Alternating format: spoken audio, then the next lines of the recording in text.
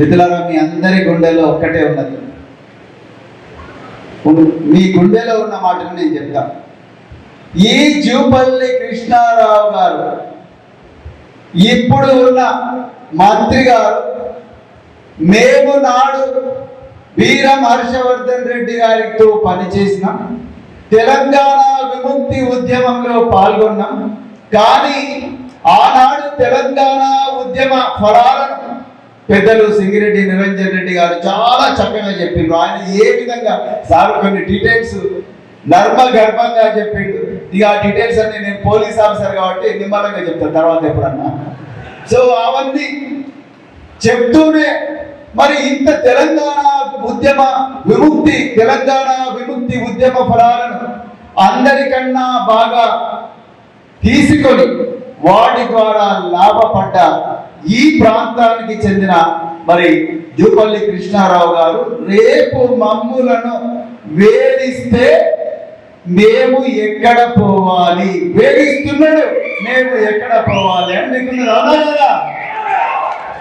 నేను పెద్దలు వీరం హర్షవర్ధన్ రెడ్డి గారికి, ఈ వేదిక మీద ఉన్న చాలా పెద్ద రాజకీయ నాయకులందరికీ, మరి మంత్రివర్యులు శ్రీ సింగిరెడ్డి నిరంజన్ రెడ్డి గారికి, వాళ్ళందరి సమక్షంలో చెప్తున్నా, సార్ మీరు నిప్పైతే నేను గాలైతా, మీరు అగ్ని అయితే నేను ఆజ్యమవుతా.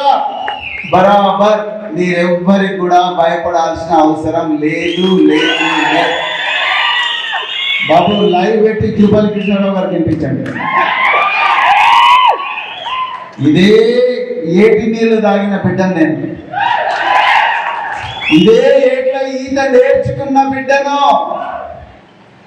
ఇదే నల్లమల అడవుల్లో మొలిచిన పులి చింత కూర తిన్న బిడ్డను, కంజు పిట్టలను తిన్న బిడ్డను, పాన్కోళ్ళను తిని పెరిగినండి కాదు నేను. మిత్రులారా, మీ అందరికీ మళ్ళొక్కసారి చెప్తున్నా, ఇప్పుడున్న ఇక్కడున్న సీనియర్ నాయకులతో పాటు నన్ను కూడా మీ కుటుంబంలో ఒకటిగా చేర్చుకోండి. రాత్రింబవళ్ళు మీకోసమే పనిచేస్తాం. మంత్రి జూపల్లి కృష్ణారావు గారు ఆధ్వర్యంలో ఇక్కడి పోలీసు వ్యవస్థ ఎట్లా పనిచేస్తున్నదా అంటే ఇంకా చెప్పడానికి మాటలు రావడం లేదు. ముక్కిడిగుండం గ్రామంలో 26వ తారీఖు నాడు మార్చి నెలలో మన పెద్దలు సభాధ్యక్షులు రామచంద్ర యాదవ్ గారి పొలంలో వేరే వ్యక్తులందరూ వచ్చి ఆయన పొలంలో ఆయన పిల్లలను ఆయనను కొడితే సాయంత్రం 6:45 నిమిషాలకు 26వ తారీఖు నాడు అయితే రాత్రిపూట జరిగిన ఒక సంఘటనకు వీళ్ళకు కూడా దెబ్బలు తగిలినాయి. అవతలకు కూడా వాళ్ళు తోసుకున్నారు.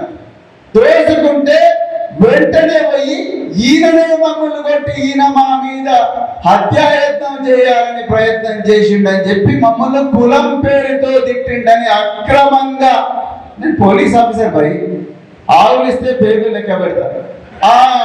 ఆ కంప్లైంట్ చూస్తున్న అర్థమవుతున్నది. కంపల్సరీ రామచంద్ర యాదవ్ను కాళ్ళు చేతులు కట్టేసి, బిడ్డ ఇంకొకసారి నువ్వు బీఆర్ఎస్ కు పనిచేస్తే నీ గతి ఇట్లనే అవుతుంది, నీ పిల్లల గతి ఇట్లనే అవుతుంది అని. వాళ్ళ పిల్లలు చూస్తే కళ్ళలో నీళ్ళు వచ్చినాయి. కానిస్టేబుల్ కావాల్సిన బిడ్డలు, ఎస్ఐలు కావాల్సిన బిడ్డలు, గ్రూప్ 2 ఆఫీసర్లు, డిప్యూటీ తహసీల్దార్ కావాల్సిన బిడ్డలు ఇప్పుడు మంత్రి గారి ఆధ్వర్యంలో పెట్టిన ఒక ఫేక్ కేసులో నిందితులుగా మారినారు. మిత్రులారా, ఒక్కసారి ఆలోచించండి. నిందితులుగా మారి మరి వీళ్ళకి కూడా దెబ్బలు తగిలినాయి. 26వ తారీఖు నాడు జరిగిన సంఘటనలో 27 నాడు పోలీస్ స్టేషన్ లో ఎఫ్ఐఆర్ అవుతుంది. మరి వీళ్ళకు కూడా దెబ్బలు తగిలినాయి. మా దగ్గర కూడా డాక్టర్లు ఇచ్చిన స్లిప్పులు ఉన్నాయని ఇదే ఏరియా హాస్పిటల్ కొల్లాపూర్ లో నుంచి డాక్టర్లు ఇచ్చిన సర్టిఫికెట్ తీసుకొని పోతే పోలీస్ స్టేషన్ లో ఎఫ్ఐఆర్ చేయలేదు. ఎస్పీ గారి దగ్గరికి పోతే ఎఫ్ఐఆర్ చేయలే, డిఎస్పీ గారి దగ్గరికి పోతే ఎఫ్ఐఆర్ చేయలే. మేము మోక మీదకి వచ్చి వెరిఫై చేసి అప్పుడు చెప్తామని. అసలు సంఘటన స్థలం ఎక్కడ, నేర స్థలం ఎక్కడ, ఎవరైతే బాధితుడున్నాడో రామచంద్ర యాదవ్ ఆయన పొలంలో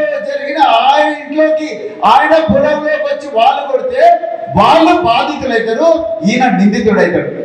నిజానికి జరగాల్సింది ఏంటి? ఈయన పర్మిషన్ లేకుండా ఈయన పొలంలోకి వచ్చిన వాళ్ళ మీద ట్రెస్పాస్ కేసు 448 కింద పెట్టాలి మిత్రులారా. అది పెట్టలేదు. ఈయనని నిందితుడిగా పెట్టి వాళ్ళను బాధితులుగా చూపించిండ్రు. బాధితుడు పోయి అయ్యా నాకు కూడా దెబ్బలు తగిలినాయని చెప్తే వాళ్ళను ఆ ఎఫ్ఐఆర్ కూడా రిజిస్టర్ చేయలేదు. మీరు ఒక్కసారి ఆలోచించండి. అయ్యా కృష్ణారావు గారు, మరి మీరు ఈ ప్రాంత ముద్దుబిడ్డ అని అంటున్నారు. నాకైతే డౌట్ ఉన్నది. మీరు ఈ ప్రాంత ముద్దుబిడ్డ అయితే, మీరు ఆ చిన్నమ్మావి ముద్దుబిడ్డ అయితే, ఇవాళ ఈ ప్రాంతేతరుడైన మల్లు రవిని పట్టుకొని మీరు ఊరూరా తిరిగారు. అవునా? రెండు చేతులెత్తి చెప్పండి. అవునా? మీరు నిజంగా చిన్నంబావి ముద్దుబిడ్డ అయితే మల్లు రవిని పట్టుకొని తిరిగారు. ఏం చేసిండు మల్లు రవి? ఏం చేసిండు మల్లు? అనంతరాములు, నాగర్ కర్నూలు, నేను కూడా చిన్నగా నా పని చూస్తున్నాను. ఏం చేసిండు? వీళ్ళ పేర్లు వినడమే తప్ప ఎప్పుడు కూడా వీళ్ళు ఈ ప్రాంతానికి చేసింది ఏమి లేదు. వీళ్ళకి కావాల్సింది హోదా. వీళ్ళకు హోదా కావాలి. ఆ హోదాను అడ్డం పెట్టుకొని డబ్బుల మూటలు సంపాదించాలి. ఆ డబ్బుల మూటలు తీసుకొచ్చి ఢిల్లీ పెద్దలకు అప్పచెప్పాలి. తెలంగాణను దోచుకోవాలి. తెలంగాణను దోచుకొని ఆ డబ్బులను తీసుకొచ్చి రియల్ ఎస్టేట్ వ్యాపారాలు చేయాలి. అన్న వచ్చిన డబ్బు తీసుకొచ్చి తెలంగాణ ఉద్యమకారుల్లో కొంత బలహీనత నుండి స్వార్థం ఉన్న వ్యక్తులను కొనుక్కోవాలి, వాళ్ళ బుట్టలో వేసుకోవాలి. అంతేనే కదా జరుగుతున్నది. ఏంటి? అదే జరుగుతున్నది. ఇట్లాంటి వాళ్ళను సపోర్ట్ చేస్తూ రోజు వేదికలెక్కి జూపల్లి కృష్ణారావు గారు వాళ్ళ శాసనసభ్యులు మల్లు రవి గారిని నాగర్ కర్నూలు ప్రజలకు పరిచయం చేస్తున్నారు.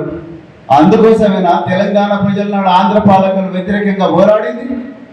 అందుకొరకైనా ఆనాడు తెలంగాణ వచ్చిన తర్వాత మీకు మంత్రి పదవి ఇచ్చింది?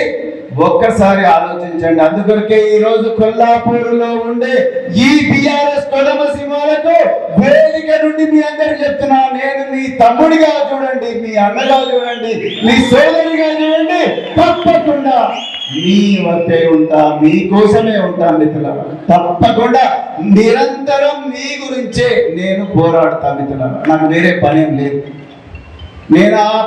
నేనేదో ఆస్తులు అంతస్తులు సంపాదించుకోవడం కోసం రాజకీయాల్లోకి రాలేదు. రియల్ ఎస్టేట్ వెంచర్లు చేయడం కోసం రాజకీయాల్లోకి రాలేదు. విల్లాలు కట్టి డబ్బులు సంపాదించుకోవడం కోసం రాజకీయాల్లోకి రాలేదు. గోదాముల నుంచి బియ్యం అమ్ముకోవడానికి రాజకీయాల్లోకి రాలేదు. అక్రమ కేసులు పెట్టడానికి రాజకీయాల్లోకి రాలేదు. నా కొడుకులను నా బిడ్డలను వాళ్ళను రాజకీయంగా ఎదగనివ్వాలి, వాళ్ళే ఎప్పుడు అధికారంలో ఉండాలి, దానికి అడ్డం వచ్చే ప్రతి వ్యక్తిని కూడా అనగొక్కడానికి రాజకీయాల్లోకి రాలేదు ప్రవీణ్ కుమార్. మీ అందరి బిడ్డలను, మన బిడ్డలను, మన తెలంగాణ బిడ్డలను కులాలకు మతాలకు అతీతంగా మా బిడ్డల కన్నా, నాకన్నా నా చేతనంత మేరకు గొప్పగా చేయాలనే రాజకీయాల్లోకి వచ్చిండు డాక్టర్ ఆర్ఎస్ ప్రవీణ్ కుమార్. నాకు ఈ అవకాశం ఇచ్చిన పెద్దలు, గౌరవనీయులు, తెలంగాణ ఆవిర్భావానికి మూల కారకులు, మడమ తిప్పని నేత పెద్దలు, గౌరవనీయులు కేసీఆర్ గారికి హృదయపూర్వక ధన్యవాదాలు తెలుపుతాను.